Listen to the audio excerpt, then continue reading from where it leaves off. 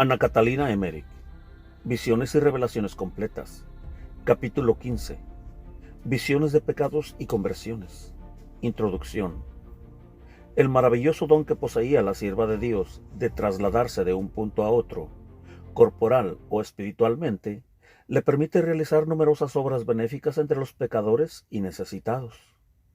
Ve las circunstancias de la conversión de un rabino judío. Evita que una joven deshonrada mate a su hijo. Ayuda a morir reconciliado con Dios a un pecador. Presencia horrorizada un robo sacrílego. Influye para rectificar confesiones mal hechas por las cuales sufre y ora. Ana Catalina, postrada en su lecho de dolor, al parecer inactiva, desarrolla, sin embargo, por virtud divina, una acción intensa y multiforme, siempre en favor de las almas sufrientes y necesitadas, desesperadas o privadas de socorro, impulsada por la ardiente caridad que inunda su alma privilegiada. 1. La muerte de un pecador convertido en Münster. 2 de septiembre del año 1820. He visto morir a un pobre inválido, muy temeroso de Dios y muy penitente. Junto a su lecho estaban la Madre de Dios y el niño Jesús. He visto la historia de este hombre. Sus padres eran de Francia y pertenecía a una familia distinguida. Cuando él nació, lo consagraron a la Virgen. Luego, creo que murieron los padres en la guillotina. Vi que el hijo se alistó en la milicia, que luego dejó las filas y que la Virgen Santísima le libró de los mayores peligros, porque él siempre conservó cierta devoción secreta a la Reina de los Cielos. Por último, vino a formar parte de una banda de ladrones y a quitar la vida a más de un inocente. Entretanto vivía en la mayor disolución, aunque siempre que pasaba delante de un cuadro de la Virgen, se avergonzaba de sí mismo y sentía temor. Finalmente fue condenado a pasar el resto de su vida en un oscuro calabozo, del cual le liberaron enseguida sus compañeros. Lo vi luego vagabundo y después en una casa de corrección por haber cometido cierto latrocinio en la ciudad. Cuando vinieron los franceses, recobró de nuevo la libertad y entró en el ejército, pero de nuevo abandonó sus filas y sirvió luego en otro.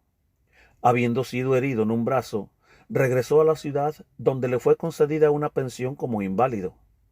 Entonces contrajo matrimonio y se dedicó a cuidar enfermos y a otros oficios semejantes.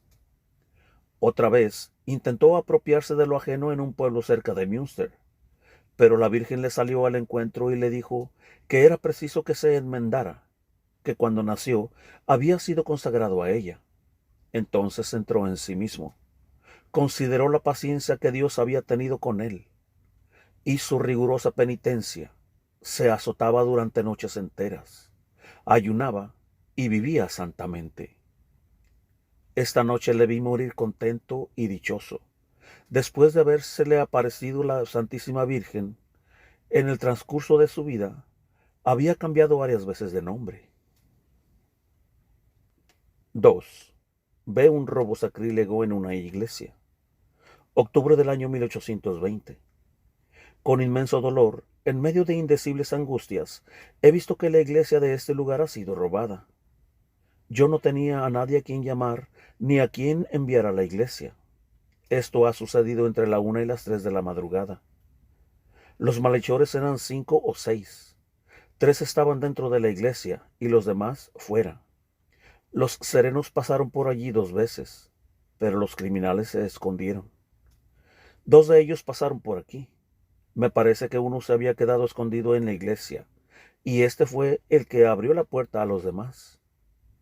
2 horas y media han estado los ladrones ocupados en romper y robar. Detrás del coro, en la calle, estaba en acecho una mujer. Otro de la banda estaba junto a la casa del médico, y cerca del correo, un muchacho de 8 años. Una vez se detuvieron porque pasaba gente que venía del cementerio. Pensaban entrar también en la casa del canónigo para robar y estuvieron atisbando largo tiempo. Son estos ladrones los mismos que robaron en la casa del deán, que luego uno de ellos tiene aquí a su madre. Cuando volcaron las sagradas formas sobre el altar, Dijo uno de ellos: quiero hacer un lecho a nuestro Señor. También estuvieron detrás del altar mayor, viendo lo que podían recoger. El espectáculo era horrible. Con cada uno de los ladrones estaba un demonio que le ayudaba. A veces venía uno cruzando el aire y hablaba al oído de alguno de los ladrones. Vi a los ángeles sobre el cuerpo del Señor. Cuando arrancaron la base de la cruz, vi una imagen de Jesús en figura de joven, a quien ellos golpeaban, maltrataban y pisoteaban. ¡Qué horror! Todo aquello lo hacían con la mayor indiferencia y sangre fría. Ninguno de ellos tiene religión. Llamé a Jesús pidiéndole que hiciera un milagro, pero se me respondió que no era aquella su hora. Yo estaba en la mayor angustia y confusión. 3. Conversión de un rabino de Maastricht. 26 de febrero del año 1821. En una ocasión en que el peregrino le narraba la conversión del rabino de Maastricht, Ana Catalina refirió: esta historia la conozco yo. La he visto en varios tiempos, hace cerca de un año. Vi una vez al judío de viaje en una silla de posta. Iban con él varias personas piadosas que hablaron de la Madre de Dios y de una imagen milagrosa, creo que de Nuestra Señora del Buen Consejo, que habían visitado y de los milagros que habían visto. A esto decía el judío: ¿Madre de Dios? ¿Madre de Dios? Pero si Dios no tiene madre. Y se burlaba de la fe de los cristianos. Estos se afligieron y deseaban vivamente que otras personas rogaran por el judío para que la Virgen tocara su corazón. Como desde mis primeros años he sentido mucha compasión por los judíos y se me han ofrecido muchas veces por la misericordia de Dios como asunto de mis oraciones, así ahora, al ver todo esto, oré por él. Después lo vi muchas veces y vi que no podía dejar de pensar en María. Vi también muchas veces que María se acercaba a él y le decía, presentándole al niño Jesús: este es el Mesías.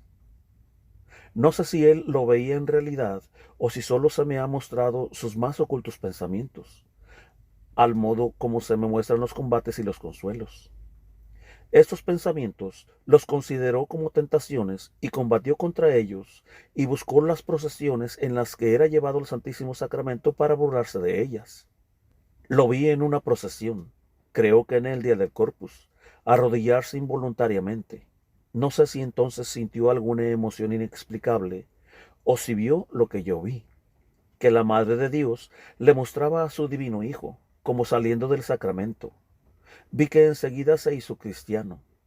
Sé ciertamente que si se le preguntara lo que antes pensaba por él, diría que un pensamiento fijo en María lo perseguía con frecuencia. Yo no he oído hablar de esta conversión.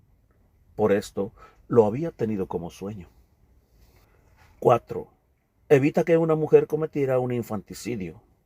27 de febrero del año 1821. Hallándose Ana Catalina en oración, exclamó de pronto: he llegado a tiempo. Gran dicha ha sido que me encontrara yo aquí. El niño se ha salvado. He rogado que lo bendijera, pues entonces no podía ciertamente arrojarlo al estanque. Una pobre pecadora quería arrojar a su hijo no lejos de aquí. Recientemente he rogado por los inocentes niños para que no mueran sin bautismo y sin bendición. Ahora he podido socorrer a un niño y a su madre. Quizás pueda volver a ver a ese niño. Cerca de Münster vi a una joven disoluta que había dado a luz detrás de un vallado y se dirigía a un profundo estanque donde había plantas acuáticas para arrojar allí al niño. Al lado de ella había una figura sombría y desmesurada que arrojaba una luz siniestra. Creo que era el espíritu del mal. Ella tenía al niño en la falda. Me acerqué y oré. Entonces vi que aquel espíritu se alejó. La madre, tomando a su hijo, lo bendijo y lo besó. Después ya no tuvo valor para arrojarlo al agua. Se sentó y lloró amargamente, pues no sabía cómo hallar auxilio. Yo la consolé y le inspiré el pensamiento de que acudiera a su confesor. Ella no me vio, pues se lo dijo su ángel de la guarda, Me pareció que era una joven de la clase media. 5. Ve cómo unos pobres sacan del río un tonel de vino. 30 de diciembre del año 1821. Tuve que ir a orillas del Rin a hacer oración para que aquellos pobres no fueran sorprendidos. Vi las penas que hubieran tenido que padecer si hubiesen sido presos. Estaba yo junto al tonel y sentí mucho frío, porque sobrevino una tempestad. Era un buen tonel. Creí que se perdía entonces y dije para mí, si al menos lo tuviera el padre en la bodega. Entonces me vino a la memoria esta adivinanza infantil y la dije mientras estaba titiritando de frío. Hay en la orilla del río un tonel de vino lleno. No tiene tapón ni aros. Adivinen lo que es eso. 6. Ve las imágenes de los pecados ocultos. Cuando veo católicos que se acercan al tribunal de la penitencia, se me ofrecen muchas veces imágenes espantosas para que conozca cuán necesario es rezar por ellos. Así veo penitentes que en la confesión lanzan por la boca una serpiente, pero luego se la vuelven a tragar muchas veces antes de ir a comulgar. Los que callan pecados en la confesión se me ofrecen con un aspecto horrible, y junto a ellos veo un animal espantoso que les clava las garras en el pecho. A los que viven en unión pecaminosa, los veo cuando se confiesan, teniendo junto a sí una figura que les dice al oído que no digan nada de ese pecado. A otros veo que se estrechan contra el pecho una figura con un cuerpo de dragón. Siempre he visto que los animales repugnantes, como los gusanos y ciertas clases de insectos, son imágenes de los pecados. Los que cometen pecados ocultos y exteriormente parecen castos y piadosos, veo que son asiento y morada de estos animales, los cuales están a su lado, en sus vestidos, ocultos, alimentados y acariciados secretamente por ellos. Los he visto muchas veces tan claramente en estos pecadores que yo quería quitárselos, hasta que, advirtiendo que los circunstantes se admiraban al verme, me acordaba que no eran reales. 7. Ve en un símil a hombres y mujeres que se confiesan mal. Rogué por los hombres que se confesaban con un sacerdote que me había encargado que hiciese oración por ellos, y tuve que hacer una obra muy difícil. Vi en el agua dos botes a punto de sumergirse. En uno estaban los hombres y en el otro las mujeres, estas en gran número. El sacerdote que estaba en la orilla quería atraer las barcas hacia sí. La de los hombres llegó a la orilla sin mucha dificultad, pero muchos de ellos, y casi todas las mujeres, contra la voluntad del confesor, en parte sin que él lo supiese, llevaban gatos escondidos en los vestidos, los cuales pesaban tanto que casi hacían zozobrar el barco. Se sujetaban fuertemente con las garras y no querían desprenderse de las mujeres. Yo empecé a remar sobre una tabla, y habiéndome acercado a ellas les dije que lanzasen de sí esos gatos, pero ellas me oían de mala gana y discutían conmigo. El confesor tiraba de la barca con todas sus fuerzas, pero no siempre en buena dirección, y hube de decirle que tirase de ella de otro modo. 8. Ve las dificultades de algunas personas para confesarse. Me ha mostrado el santo San Antonio las personas a las cuales debo mover a hacer una buena confesión general, las que van acudiendo poco a poco en busca de Overberg y de mi confesor. Solamente las conozco cuando estoy en estado de contemplación. Esta misión me es conferida diciendo el santo a mi guía que me diga a mí: disponte a seguirme si quieres ayudar aquí o allá. Tomo, pues, mi camino. Hago un viaje trabajoso con dificultades de todo género, en relación a los obstáculos espirituales que hay en el ánimo del penitente, que son imágenes de la maldad, de las pasiones y de la repugnancia interior que siente el alma y que debe vencer para hacer una confesión sincera y humilde. A algunos de estos infelices los veo muy pequeños y de lejos, y a otros de cerca, según el camino mayor o menor que tienen que recorrer para hacer una buena confesión. A veces una persona que, en efecto, está cerca de mí, me parece que en realidad está lejos y que es pequeña. Y por el contrario, a otros que en realidad están lejos, los veo cerca y grandes. A muchos los veo cerca de mí, pero debo salvar una escarpada montaña de la cual caigo siempre. Venciendo estos obstáculos con la gracia de Dios y el auxilio de los santos, llego a ellos y veo sus ánimos cambiados. 9.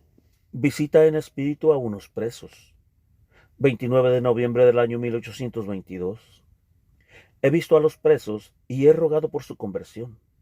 Cuando me acerqué a la cárcel, se hallaba este edificio cercado de espinas que me herían las manos hasta saltar la sangre. Trepé por los muros, sobre los cuales salían espinas.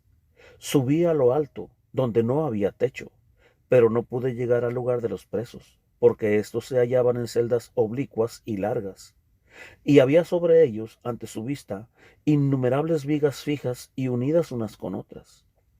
Todo estaba oscuro, desierto y como petrificado. Yo trabajé mucho, pero no pude llegar a ninguno de ellos, porque estaban encerrados entre aquellas barras y eran del todo obstinados. 10. Sufre por un pecador que quiere hacer una confesión general. Este dolor es un residuo de la Cuaresma, durante la cual he cargado sobre mí un peso excesivo de expiación. Yo creí que este peso había de venir más tarde. Lo he tomado por un extranjero que quería hacer aquí su confesión general. Lo he visto en el confesionario muy mal preparado. No quería confesarse con sinceridad y cayó en grave culpa.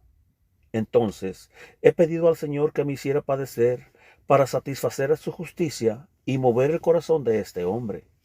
Y de repente he sentido este violento dolor que apenas puedo soportar.